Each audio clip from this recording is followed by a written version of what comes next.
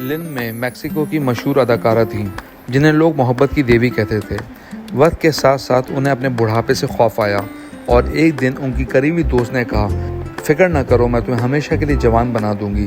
لن میں نے ان کی اس بات کا بھروسہ کر لیا، لیکن ان کی دوست نے اصلی فلر کے بجائے کھانے کا تیل، بیبی آئل اور پانی ان کے چہرے میں انجیکٹ کر دیا۔ چند دنوں میں ان کا چہرہ سوج گیا، بگڑ گیا اور لن میں کی ساری شہرت ایک المیہ بن گئی۔ مگر بعد میں پتہ چلا اس دوست کے پاس کوئی میڈیکل کی نالج نہیں تھی، وہ صرف ایک تجربہ کر رہی تھی۔ لن میں آج بھی کہتی ہیں، خوبصورتی وقتی ہوتی ہے لیکن دھوکہ مستقل زخم دے جاتا ہے۔ تو ویورز، یہ بات طے ہو گئی کہ جب بھی آپ کچھ کریں تو ہمیشہ پروفیشنل ڈاکٹر کی ایڈوائس کے مطابق اور انہی سے کچھ کام کروائیں۔ کبھی بھی لوگوں کے مشورے سے نہ ادویات استعمال کیجیے، نہ اپنے چہرے پر کوئی ایسا تجربہ کیجیے جس سے آپ کی صحت کو بہت نقصان پہنچے۔ یہ ان کی دوست نے کیوں کیا؟ کیا ان کی دوست کے اندر کوئی جیلسی تھی یا وہ واقعی ان پر کوئی تجربہ کر رہی تھی؟